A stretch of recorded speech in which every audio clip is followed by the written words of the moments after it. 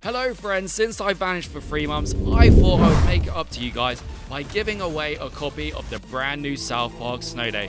To win, all you have to do is be subscribed and leave a comment on this video of why you're excited for the game. It's that simple. Alright, on with the vid. South Park Snow Day released its first official trailer in August last year and was met by discourse amongst fans. Standing out here yelling rabble, rabble, rabble isn't going to help anything. The main criticisms being that they dropped the 2D RPG game in favor of a 3D combat game, with many fans expressing their hatred for the game and pointing out its ugly art style and basic graphics. And the art style really does seem like it should be the least of people's worries, according to IGN. As for that new look, yes, Carmen has more junk in his trunk, but after 5 minutes it just looks normal, and you'll be too busy dodging swipes from a weaponized road sign to build up any South Park purist rage about it. I think fans of the show should save judgment until they have played the game. It's better to go into these games with an open mind instead of needlessly hating before you've even done your first playthrough. And me personally, I would much rather them create a game that they put their heart and soul into, rather than a forced third entry which they are burnt out doing for the time being. Throughout the course of last year, I was posting South Park vids weekly and learning so much about the show and the creators themselves. It made me realize how dedicated Trey and Matt are to their work. When I saw the reveal trailer, I understood people's concerns, but I also had complete faith in Matt and Trey, just because of their track record and the amount of work and dedication they put into their previous games. Honestly, the step-by-step process for the Stick of Truth is truly admirable, and I wish more developers / creators in the industry had that mentality to not rush and give fans the true experience they were hoping for. Ultimately, we're going to end up with something really awesome. It's just going to, we're not going to put it out till it's done. Which is why, while initially the Snow Day trailer didn't grab my interest, say as much as an RPG, I was also just happy to have another South Park game with Trey and Matt in creative control. Why to have faith in Matt and Trey? We already know Matt and Trey can pull off a brilliant South Park game, has proved it not once but twice, with Stick of Truth and Fractured Butthole. And this game should be no different, even if it's a massive departure from the previous games and dropping the RPG gameplay in favour of a more cooperative experience to play along with friends. With this game, their key focus was replayability. Trey and Matt wants to make a game that's similar to both their actual gaming tastes and one that can be played along with friends over and over. And this is exactly Trey's strong suit.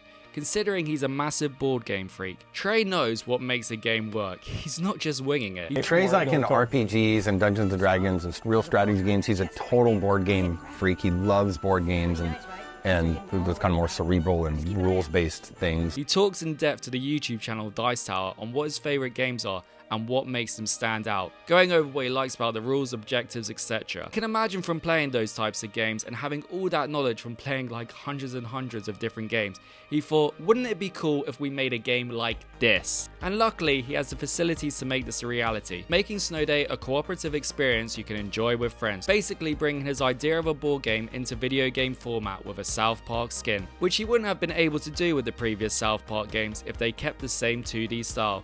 Just listen to what he says he wants in a board game. So the kind of games that I like to play are games that are, how you'd say it, but basically where you get to create your own narrative, right? So basically it's very thematic, obviously. Choices you make kind of say, oh, remember we were playing this one time and this happened to Kurt, or we were doing this and then Dave went that way and this happened, and things like that. Which is exactly what the recent IGN preview explained. The bullshit powers are a great twist on any kid's tendency to start making up spurious rules when they're playing any kind of pretend game. That scenario is managed with bullshit cards that bestow hugely OP but seriously rationed powers on your character. She also mentioned how they shaped the gameplay up even more. You can find Henrietta on the map that will have a series of tarot cards, which will let you alter how your upgrades for that run work. And even mentioned, basically, it's going to be hard to make a run feel the same way twice. That no turn is the same thanks to the introduction of bullshit and tarot cards. With the cards function being any action or decision you will take will determine how the gameplay will turn out, with many different outcomes, similar to fantasy board game styles such as Dungeons and Dragons. When Trey appeared on the channel Dice Tower, he was even asked what his favourite type of board games are. Some victory point games in here, but really instead of just, yeah, we're playing this and it's all about victory points. It's like we're playing this and you have a goal, which is to accomplish this in this game. And whether it's we want to accomplish this cooperatively or we want to accomplish this competitively. With this game, you can combat with friends or play against randomers competitively online. It sounds like everything he has learned from his favourite board games he has applied to this game, while also throwing into the mix Matt's favourite genre of games too with the combat.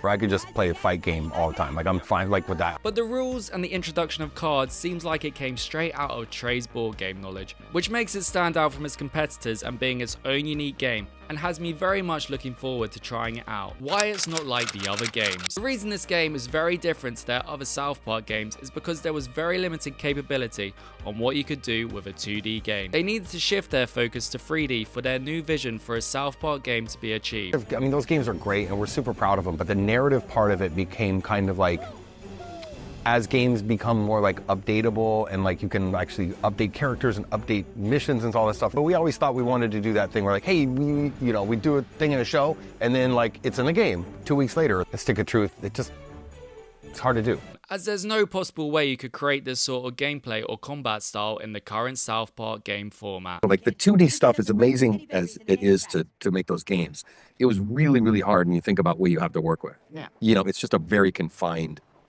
like how we even made those fights work. It's the freedom here to create is just a lot easier in the 3D realm. So this is the best way the creators could make this type of game.